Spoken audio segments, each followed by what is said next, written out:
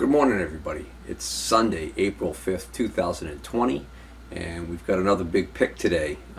This is from about a week and a half, 2 weeks ago. Took all the precautions considering the current situation with the COVID-19 thing and everything, but was able to meet up with an individual, and we ended up doing some horse trading. It worked out really well for both of us. Because I was able to supply him with a number of tools that he was looking for, and he basically went through and looked at all the surplus that he had. He had a bunch of stuff that was acquired that he had absolutely no interest in. A lot of that was vintage electronic stuff, and I think I'm going to cover that probably in a separate, we'll do that like in a separate episode to kind of keep that isolated, because I know some of you guys find some interest in that stuff like I do, and some of you guys are only interested in the machinist tools. So this is going to focus on the machinist tool machinist tool part of the pick, which basically, again, it was straight up trading. I was able to get rid of some of my extra CA Aloris tool post holders, and actually I'm probably going to be going back and we'll do some more trading down the road. But for this morning, we're going to dive right into a bunch of interesting machinist tools. Let's start with some pretty basic stuff. What we've got here is a Starett planar gauge, and what I liked about this planar gauge was, unlike my previous planar gauges, I forget the model number on this one, but this is a little bit nicer one. Yeah, this is the 995. So I know that when I was looking in the catalog at the Starett planar gauges, that I think there were 3 different planar gauges that Starett made, and I think the other 2 were almost identical except for size, but that the 995 was a little bit more special, mainly because it came with some of these little doohickeys and stuff. So I'm just going to grab my catalog real quick and try and determine how complete this set is. In fact, this is so unique they don't even call this a planar gauge.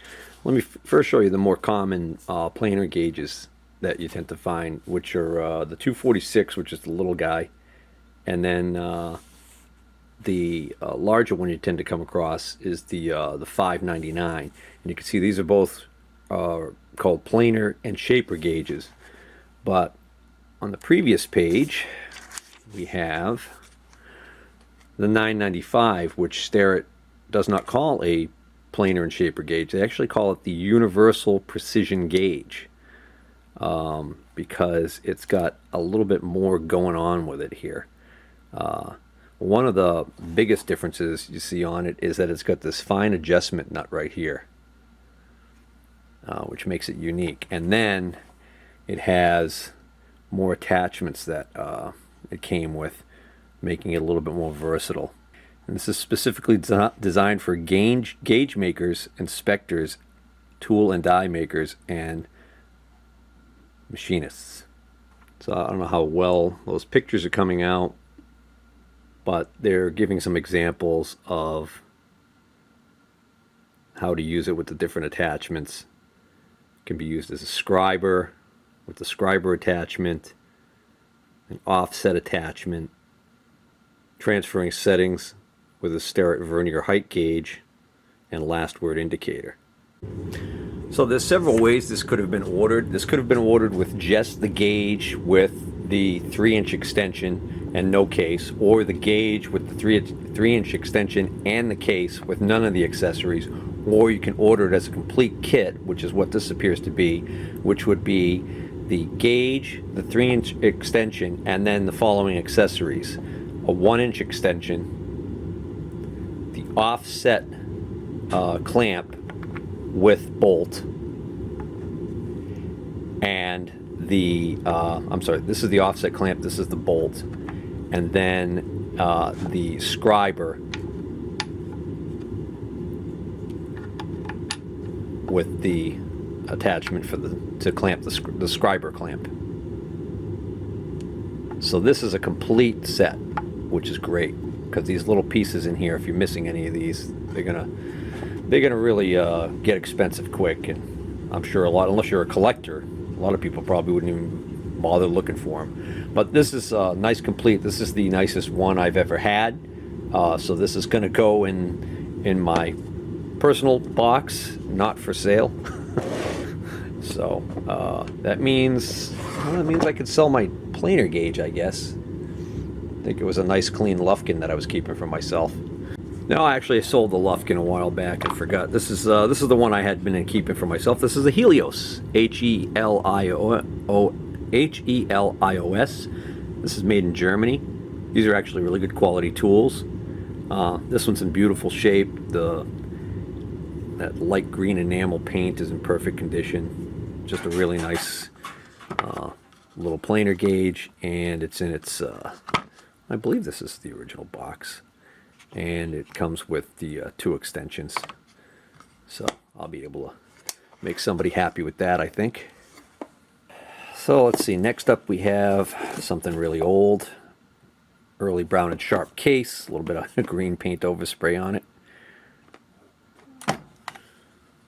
And we get an old Brown and Sharp depth micrometer, but still serviceable. Actually in pretty good condition. And we've got, what do we got? We got 1, 2, 3, 4, 5 rods. Huh, that's interesting. There must be a rod missing here. I would expect this to be a 0 to 6, not a 0 to 5. So the rod that's in there is not the 0 to 1. So the rod that's in there is the 1 to 2. Well, that's unfortunate. So I bet you this is right now as it stands, this is a 1 to 6 inch. Oh, bummer. Now, what do we have in here? Oh, there we go. This is a nicer one. This is a Starett depth mic. This is in nice condition. This is a 445, is it? Yep, it's a Starett 445, the ratchet stop. It's got the 0 to 1 in it. And then we got 2, 3, 4, 5, 6. So this is a 0 to 6. This is a nice, good, saleable depth mic. Getting a feeling he had too many depth micrometers. This is an inside micrometer, Starett. This is a number 124. It's interesting. It has a little... Oh, this must be so you can put 2 rods together to make this more versatile. Bet you those go missing a lot, huh? So, not sure if it's missing any rods, or sometimes there's just locations for something that don't belong. I'll have to look that up. Oh wow, the 124 series inside Micrometer Set came in quite a few different variations. There were even, like the largest set had 2 heads in it. It had a half-inch head and a 1-inch head. But I know that this one has to be one of these top 2 here because it's not a metric. And you see it says movement of screw. So the total amount of travel of this on this one is ½ and there were only 2 versions that had that. So that would be, we've got basically either the one that has 6 rods total or 10 rods total. Well, we got more than 6, so this is going to be the 10 rod set. So we got 2, 4, 6, 8, 10. That's a complete set. Well, next up is something I certainly don't really need any more of, which is V-blocks, but these were nice because they're genuine Starett V-blocks, 268 V-blocks. Notice without clamp, 1 pair, 268As. So they literally are not even made to have clamps on them. So these would be, I guess, just for setup work. But they're clearly marked that they are 268s. They're a little dirty. but I don't see any damage on them. So it's a nice little set of V-blocks. I don't think I'm going to keep those. I have so many V-blocks now. Well, that's an old box. Next up is this funky little set. It has what appears to be some tube that has exploded, loaded with, the nearest I can tell is it's high pressure grease. So I don't even know the story here. I mean, this seems to fit in here perfectly, so it almost seems like maybe this was supposed to be in here. But I don't know why why would you use high pressure grease on this set? This appears to be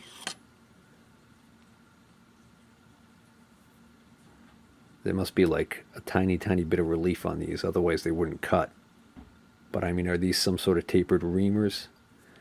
These are probably metric, 16 to 30.5, 8 to 20.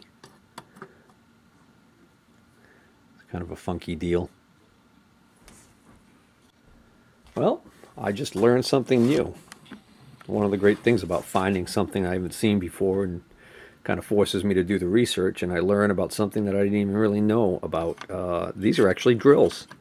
These are called umbrella drills. You can kind of see where they get their name.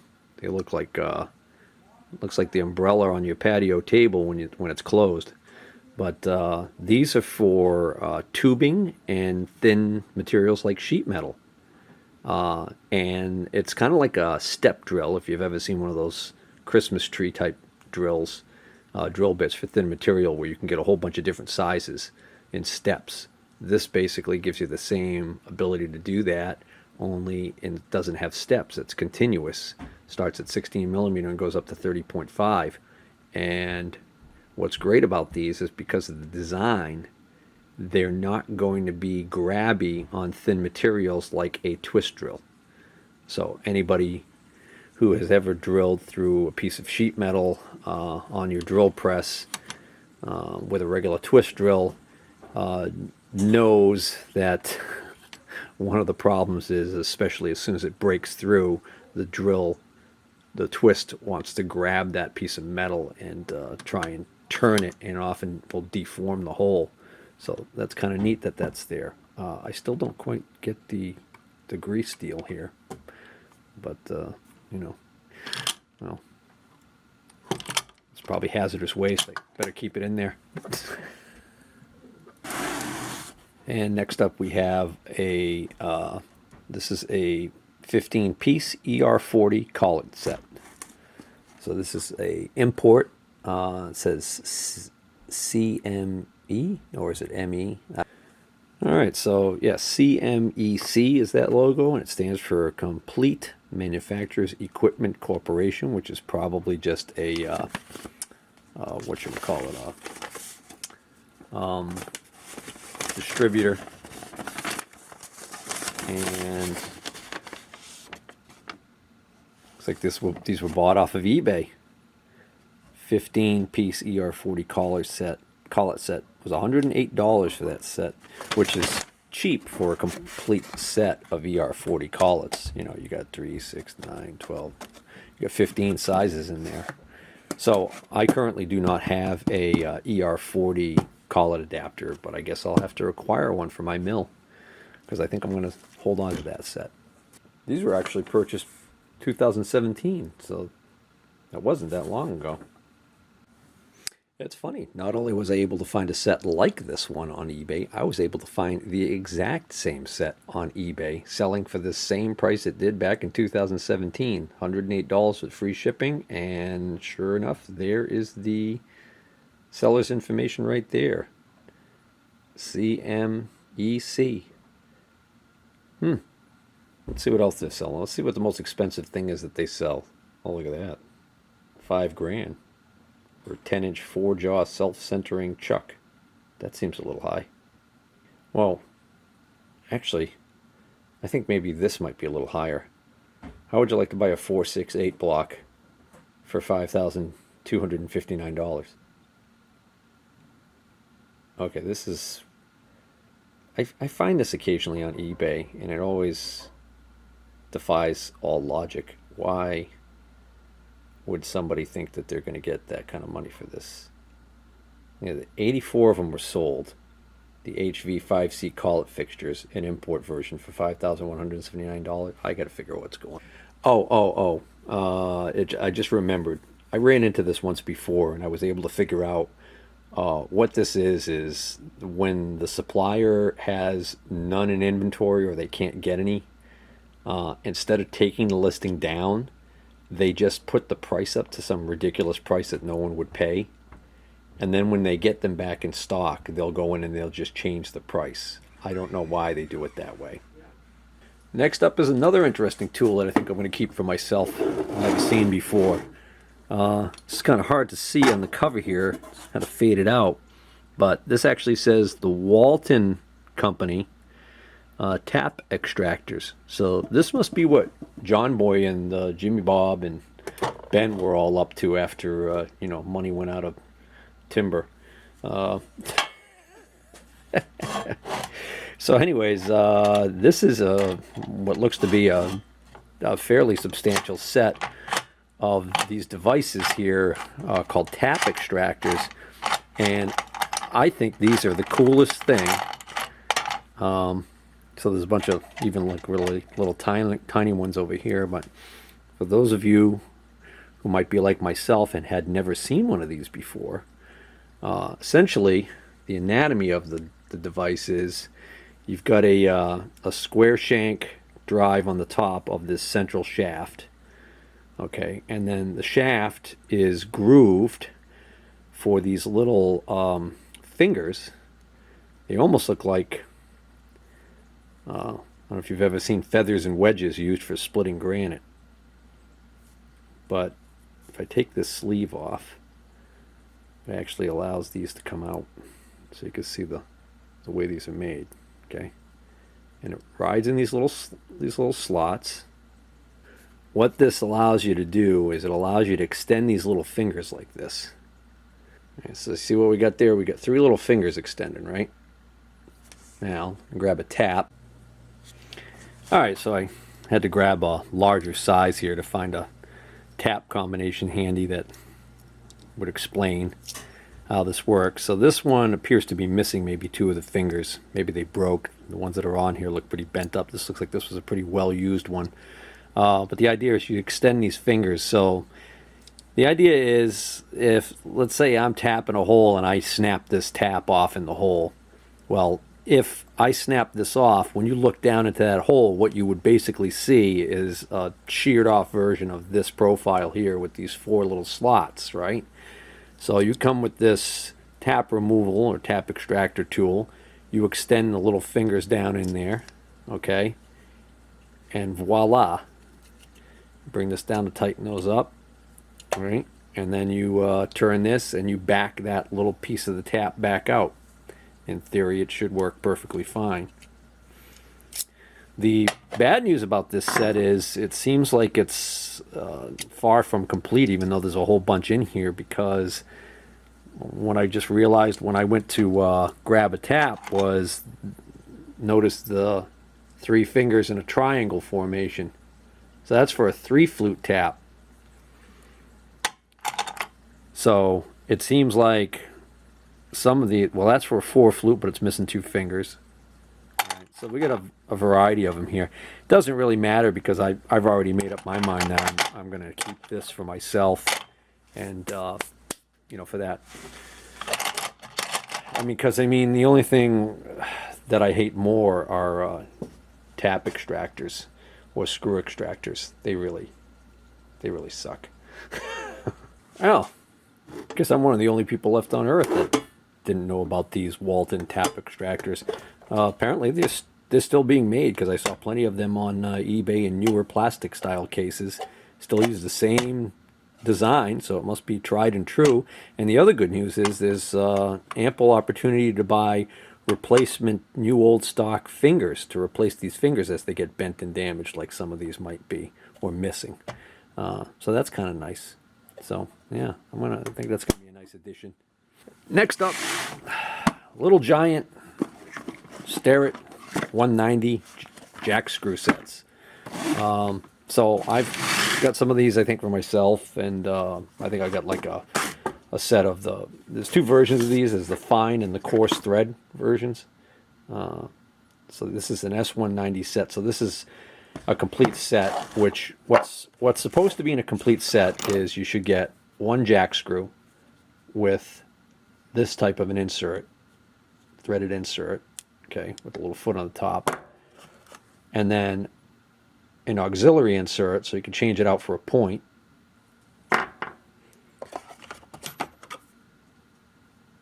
This right here for allowing you to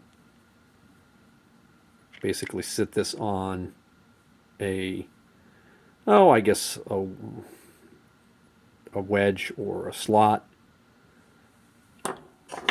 And then this one for allowing you to sit it on a radius. Two riser blocks, a 1-inch and a 2-inch. And this little bar right here, which I call a Tommy bar, for adjusting it. So a complete set is 1, 2, 3, 4, 5, 6, 7, 8 pieces. The reason why I mention all that is because on more than one occasion I've come across these and they've been incomplete. It is very typical for them to go missing. So he had a whole bunch of these, and so we definitely said, well, you know, he doesn't need all of these. And I said, well, I can certainly resell them if I can buy them right, if I can get them. You know, it was a trade. We were working trades. So, but then when we started to look through them, there was just a whole mishmash. And he also found, like in toolboxes and laying around on the benches, some other parts here and there. And what we were able to do is we were able to complete, I think, 4 complete sets. And he kept 2, I believe, and I took 2 complete sets. That left these 4 boxes with various incomplete parts. So I told him I'd be interested in these, but obviously for quite a bit less. So what's in here is a crazy mishmash of parts. Enough extra parts, especially screws, to indicate that somebody had a whole lot of these things. The problem is, oh, actually, I take that back. We must have found, this is a 3rd complete set. 1, 2, 3, 4, 5, 6, 7, 8, yeah. So I got 3 complete sets. He must have kept 2 or 3, and then these 3 boxes here are all just jack screw parts. There's almost everything you need here. There's even Tommy bars in a couple of these, except for the actual screw base itself. So we got like more than enough of these, but couldn't find any more screw bases. So go figure. So we probably I'll work out sorting these out at some point, and I'll offer parts to people who might have incomplete sets that they want to put together.